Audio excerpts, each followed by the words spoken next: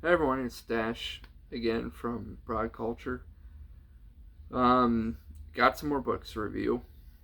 Definitely a second video on a streak. I'm on a roll. Like I said, I don't get to read much with the baby, but I try to whenever I can. Plus, I have absolutely crappy lighting in the apartment.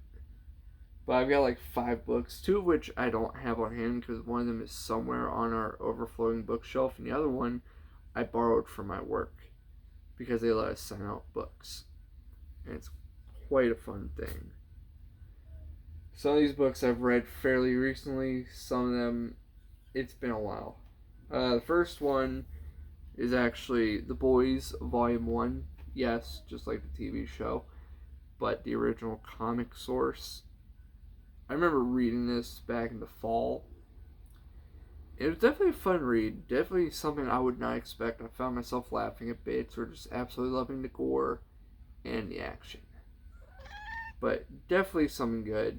It's very different from the TV show. You just basically got a rogue group that basically works for the CIA to keep the superheroes in check because while they're not out being goody goodies for people that are not superhumans, they're just acting like straight up heathens and tools. And I have Volume 2, and I was reading Volume 2 right around the same time that the baby was born, and I've yet to finish it, but it's in a whole briefcase that I got for Father's Day that is part of books I need to finish.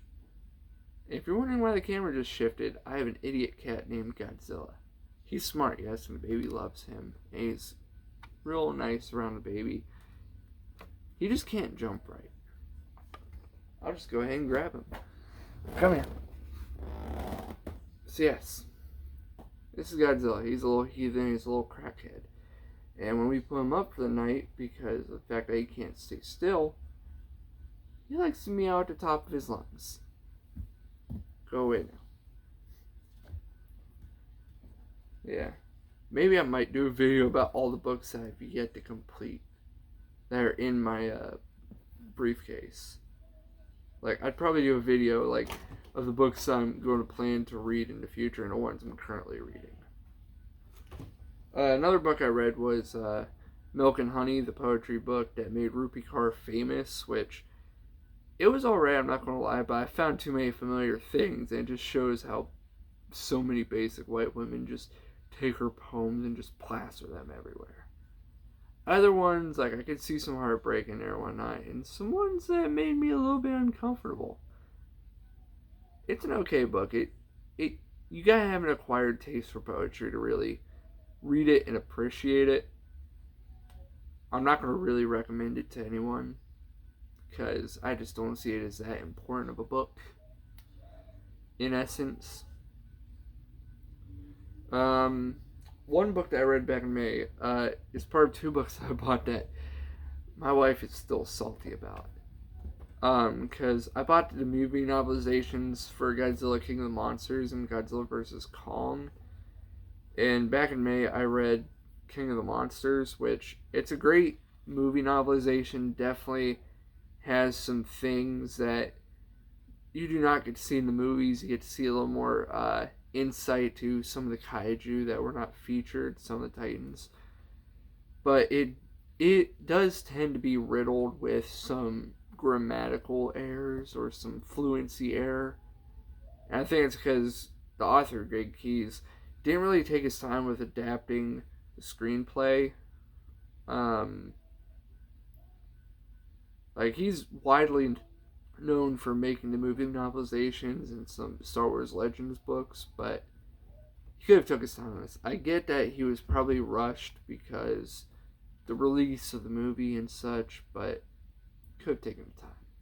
Hopefully I don't see any of my errors while reading GVK. GVK is one out of multiple books I'm currently reading.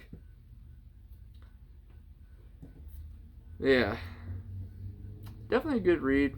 If you like the movie, you'll get more out of the book. One I actually read about a week ago or so, finished reading about a week ago or so, is the novel Words on Bathroom Walls by Julia Walton. Because Me and my wife, we watched a movie in theaters before the baby was born, and it was an excellent movie. Like, legit made me cry, and I do recommend that movie to anyone. It's an absolutely fantastic movie. And then I read the book, and it's not as big as the movie, because the movie definitely strengthened areas that were weak points in the book. And the book kind of had a tendency to go slow and become a bit boring. And a lot of times, yes, a book will do that. But in a way, it was still a good read. It was a fun read. I laughed a couple times. I do recommend that. And finally, there was another book that I actually borrowed from my work. I ended up reading it all in one 24-hour period yesterday. Also on top of taking care of the baby, because it was baby duty since it was my off day. And that is the famous novel Perks of Being a Wallflower by Stephen Chbosky. And you can definitely see where the movie differs from the book, because for the entire time I was reading the book in Logan Lerman's voice, because the movie starring Logan Lerman was great. Definitely some funny points, and I read the whole thing, and it's definitely something you can speed through because you can't put the book down. It definitely does talk about a lot of topics and a lot of political stuff. Well, not really political, but social commentary aspects. And I get that it's trying to appeal to younger audiences because it's for young adults and people in high school, and I'm like 23 years old. And so it's a book that I came late to reading to, but definitely a good read. It's definitely got some heavy stuff, definitely heavy stuff for my wife and I, but you'll definitely get a good read out of it. It's only like 212 pages or something like that, and it's easy just to go straight through it. A lot of other books will just be a drag to get through, or it will just be a lot to handle. But definitely a good read. Definitely recommend it. And that's it for the book review of May and June, or just the past year. But I'll definitely have more book reviews to come soon, whenever I can actually finish books. But I do recommend these books. Definitely do good with them. If you got any books to recommend to me, go ahead and recommend them. It just depends if it's a book that I just have absolutely no interest for, or just a matter of fact of a book that I've probably already read or actually own. But don't recommend any dystopian novels like the Divergent series, because I do not touch those with a 10-foot pole. Because I know they're probably just going to be filled with Hunger Games ripoff. That's just my opinion.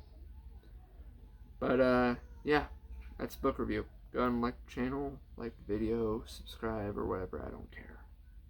But yeah, you got to see a cat out of this. Not gonna lie.